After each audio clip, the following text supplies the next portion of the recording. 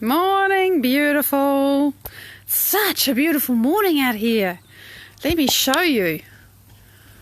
The sun is shining, it's calm. It's just beautiful. And yes, I'm a little bit late, but I have a good reason. I was doing amazing things with amazing people, just enjoying the sky. I mean, look at that, it's like art. So, this is the morning. Morning, Andrea. Morning, Linda. It's beautiful to see you. Let's enjoy the dew on the grass, because there's something fabulous about sparkling dew. Greetings, number one. I know. Oh, look at that. It's beautiful. More autumn things. And you know, there's the smell of bacon on the air. Somebody's having breakfast. Look at this. Look at how the light comes through these leaves.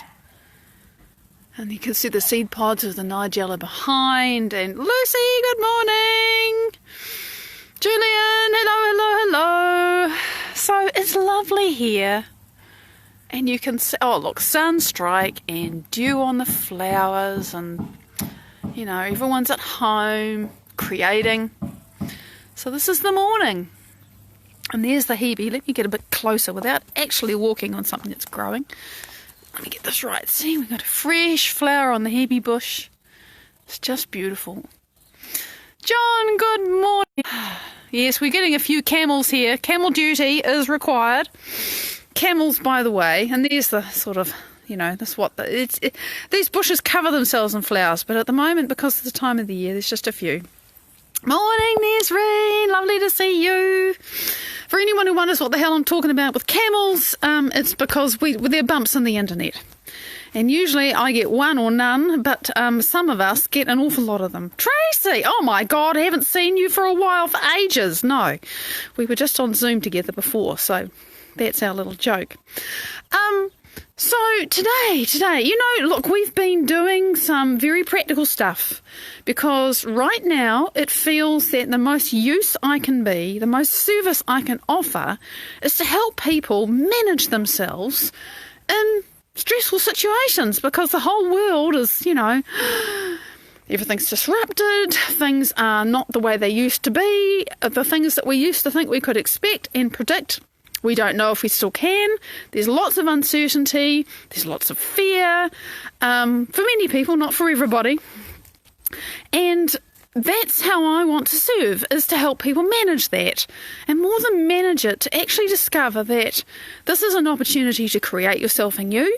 This is an opportunity to, in fact, face and overcome and transform fears that have always been there. They're just louder right now, and so that's what we've been doing the last couple of days, and we're going to reprise this, because I want to keep doing this, because the more you repeat something, the more you fire those neural pathways, the stronger they become, the more you get used to feeling like that person that you're playing at being. And you know, we play with it, but we're working, we're creating, and this is how we do it. And then you get better at it. And then sometimes everything just seems to turn to shit. Hi, Misty! So I want to talk about what happens when you're starting to really enjoy yourself and think, oh yeah, I'm starting to feel who this person is now. And remember, we talked about this, about bringing up a memory or even imagining something if you don't have a memory of how you want to feel. Because quite often we don't know what the future is that we even desire. All we know is we don't want what we've got, we don't like what we've got, we want something different, but we don't actually know what it is that we want. However, we always know how we want to feel. So we've been practicing bringing up that feeling, creating that feeling. And, you know, the feeling can be really inaccessible, but if you can imagine a memory or imagine a future time or place or experience, whatever it is, and you start to let yourself go there inside yourself, and we were doing this, then you eventually, if you keep paying attention to it and firing and wiring and having chemistry happen, because sooner or later it will, you're going to start feeling it. Hi, Rhonda! You're going to start getting a little bit more familiar with the person that you want to be in your future. And that's really what we're doing. Yes, hello, on your way to the bridge. Woo! Your comments just come through now, Julian. It's funny. I'm sure it was there 5 minutes ago. Facebook's amazing. Allows us to talk to each other around the world. So, and the reason why I want to talk about this is because this is where I was yesterday, right? This is totally where I was yesterday. And in fact, it's where I've been for the last few weeks. But it was really screaming at me yesterday. It's been kind of screaming at me for the last few days, but yesterday was loud. And so I have been creating this future experience of myself. There's a few future potentials that I'm tuning into. Laura and Eric, hello, beautifuls. One of them is a future where I am abundance itself. And that's an interesting thing if you really think about it, because I've been facing my own lack and the expression of it in my life for quite some time. It's been my mountain. Surprising how much of a mountain it's been, really. I thought physical healing was harder. No, I just do that spontaneously. Be financially abundant, that's been much, much more difficult. And it's been more difficult because I have been much more identified with lack. I didn't know how deeply I was identified with it. I didn't know how much it was me.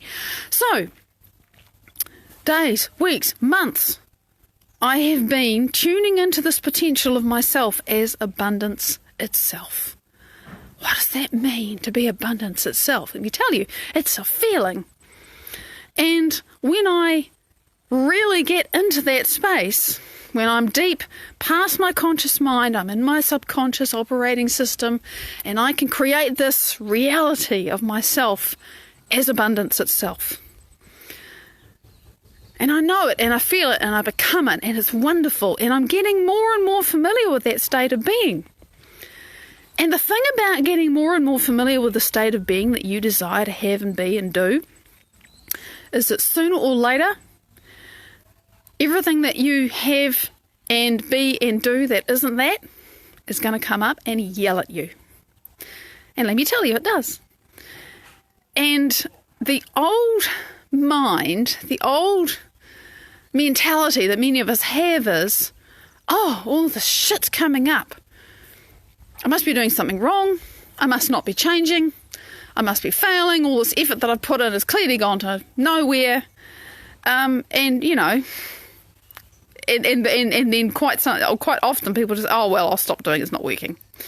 But I understand now that when my internal stuff comes up and screams at me, and it has been, that this is because and I've talked about being nose to nose with the invisible pane of glass that's between me and my future. And what is that like? It's when everywhere I look, everything triggers in me a negative, lackful thought. And by the way, they're negative, lackful thoughts that have been running as a subtext forever. But I never noticed them with quite so much painful clarity. And so I'm fine, and I'm walking through my life, and I'm doing things, and I'm doing great stuff. It's not that I'm out of control. It's not that I am not choosing to indulge this stuff. Because my body is saying, come on, just give me a fix of resentment and frustration and lackfulness. I miss this. I want to feel this. And I'm going to hammer you with every thought and every visual trigger, because there's this rich neural network about lack. And I can fire it up all the time, right? And I just keep saying, no. Stop. No. And, sometimes the no has to get pretty loud because there's so much challenge inside me. Sing, Marie, it's lovely to see you. And I know, as awful as it feels, that this is me inhabiting greatness because I don't just give in. I keep on. Totally, a house of mirrors. And really nothing's changed This is the important thing to understand. Nothing in my external circumstances has changed. It's just that the subtext that's been keeping me small all of my life, and I can feel it even starting to run now, okay? Right now as I'm talking about it, is really in my face. Really, really in my face. And like I say, as uncomfortable and painful and excruciating as it is, at the same time, I'm kind of celebrating because I know that it's there because I actually have the ability to move through this now. And you might remember that a few days ago, after, God, no, my entire life, I can actually bring up joy on command. Now, I have that mastered. I have mastered the state of joy. I haven't necessarily mastered staying in the state of joy, but I can bring it up on command now. I have finally memorized that emotion. That's amazing. That is a massive, massive, massive achievement. I'm so proud of me. So what was I doing yesterday? Lackful, angry, resentful thought. Oh, shit. Joy. Boom. Lackful, angry, resentful thought. Oh, shit. Joy. And over and over and over, and sometimes just, oh, feck. This is too damn hard. You know. It's like that, and I just want to illuminate that from my own experience so that, you know, when we do this thing, which I need to check the clock and I think we need to do it again, but you got to realise that as you start to create a new self, and then you start to move into being that new self, because of course I've been changing my actions and I've been doing things differently, and I've been thinking, you know, who am I if I can go to the login for my banking, online banking. Hi, Alicia. Hi, Gillian. Great to see you. And I don't feel fear. Because, I sort of realised, my God, I really feel fear. Just thinking about it, there's a fear response in my body. And what is that about? I mean, really, I don't care what it's about. But you get these realisations of, oh, my goodness, it's never going to be enough. It's never, ever going to be enough. And I realised, this was the big realisation yesterday. I realised that it didn't matter whether I'd just been paid, whether I was about to be paid, whether my account was, more or less. I realised something, that before I've even logged in, it's never enough. It's never enough, it's never enough, it's never enough, it's never enough. And it's never enough, and I can't do enough, and the people that I care enough aren't doing enough to help themselves, and nobody is ever doing enough, and it will never be enough. And you know the thing about that? Even if I had $100,000 in there right now, that would never be enough either. It will never be enough until it's enough for me, independent of how much money there is in there. And so that was the fight, the war that was going on inside me yesterday. And I'm pretty sure it's going to continue today, because this is a really deep, deep thing, and it's so powerful for me. And I'm grateful that I'm there. I'm grateful that I've recognised it. I'm grateful I get to move through it. But it's layered with trauma, and I'm thinking, how the hell did I get so traumatised about this? I don't know. Who cares? But it's just, you get up close and personal with yourself, and don't take it as a sign that you're failing. Take it as a sign that you're succeeding. Because if you stay in your small and lackful space, not really paying attention to what you've been thinking and feeling and doing for the past however many years. Lisa, morning gorgeous. Well, it's comfortable. But it's uncomfortable because you're not moving closer to what you desire in life. If you start moving towards what you desire in your life, you are going to come up against all of the reasons inside yourself that you didn't know were there, why it hasn't arrived. And, I've been working on this for a long time, working, playing, exploring, being curious, getting frustrated, having little breakthroughs. And this is just another step on the path for me to realise, oh my God, I truly, deeply believe it's never enough. So naturally it never is. It's amazing to me. It's amazing to me to find out how deep this goes. And it's changing. It's changing just because I can see it now. So that's the thing to do, when you're starting to create this new person, who you want to be. And it feels like being on the beach and the wind in your hair and you're smelling the salt, or you're in the bush and it's peace and quiet, or you're in your own home and it's comfortable. And we torment ourselves.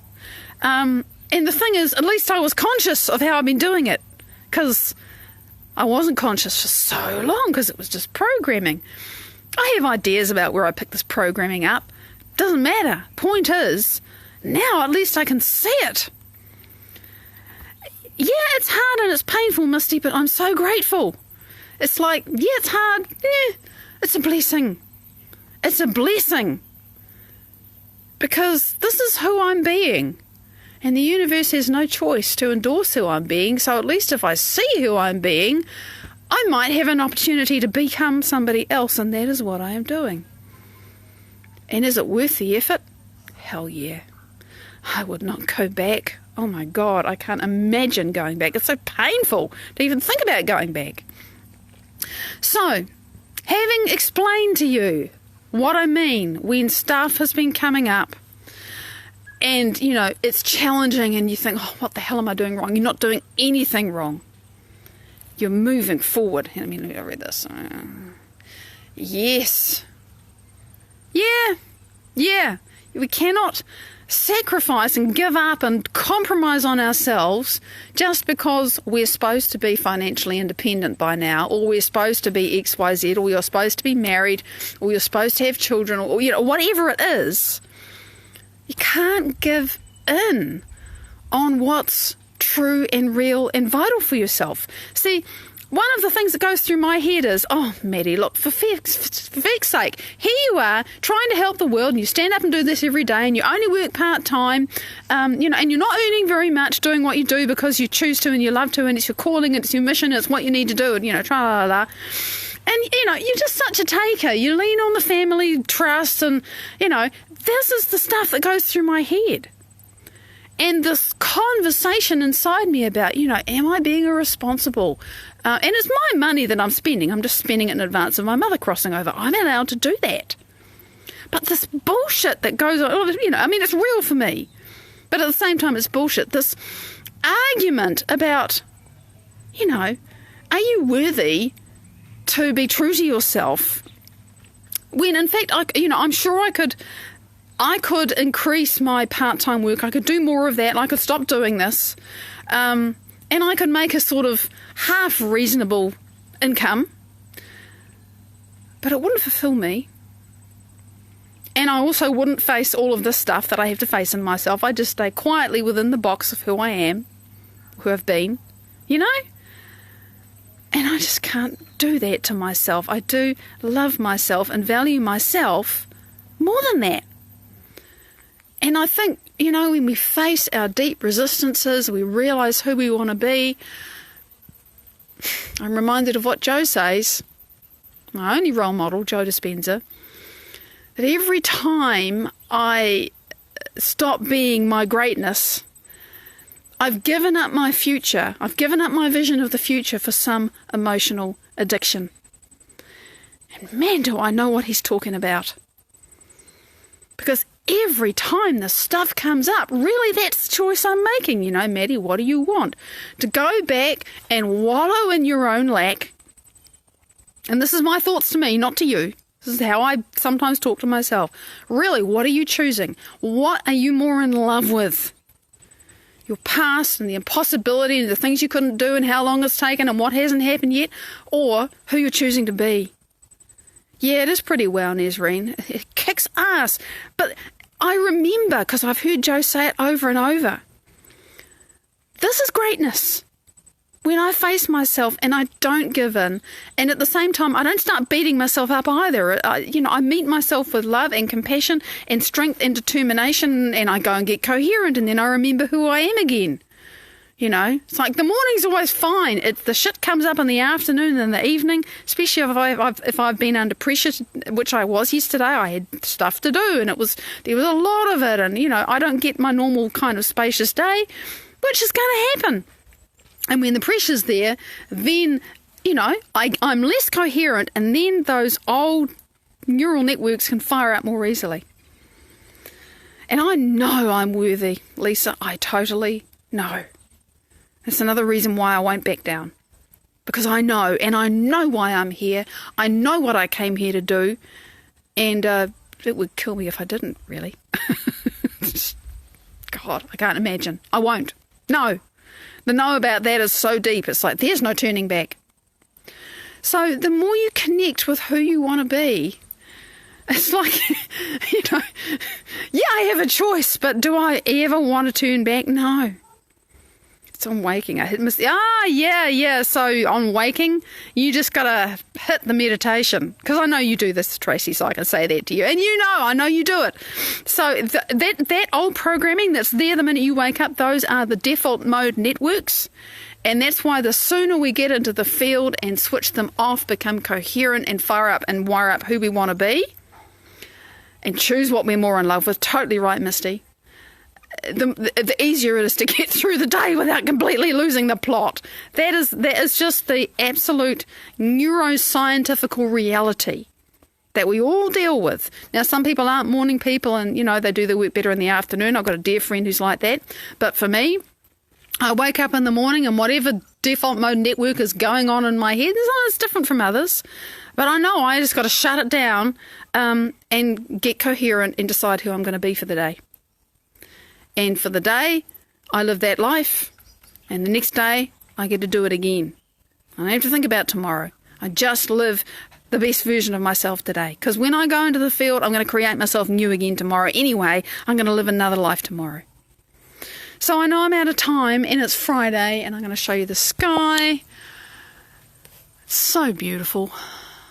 And you can hear that beautiful sound of the crickets. God, I love that sound. And the tui. It's just very, it's a beautiful morning here. So, thank you for joining me so much. Look out for the Resonant replays. And I'm telling you now, I'm going to give myself the liberty to be late on Sunday, Monday, because this is actually Easter weekend. And I kind of, whatever, because public holidays don't mean a lot to me. But I'm going to let myself sleep in. So on your Sunday, Monday, I'm sure I'm going to be late. Just a heads up so you know. I'll be there with bells on. Big love. Until then, see you.